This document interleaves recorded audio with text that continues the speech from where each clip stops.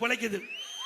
அவருடைய ஓட்டுகளை பெறுவதற்கு இங்க இருக்கிற செந்தில் பாலாஜி அடிச்சார் ஒரு டூப்பு.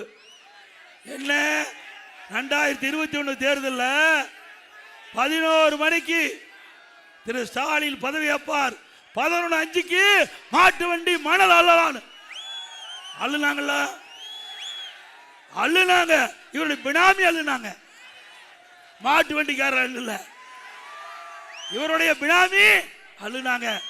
ஆக எல்லாமே இந்த மணல் கொள்ளையில மிகப்பெரிய மோசடி நடந்திருக்குது. இது முழுக்க முழுக்க சேட்டலைட் மூலமாக மத்திய அரசு தகவல் சேகரிக்கப்பட்டிருக்குது. சட்ட ரீதியாக அதிமுக ஆட்சிக்கு வந்த பிறகு நடவடிக்கை எடுக்கப்படும். இது என்ன 100 ரூபா கொலுசு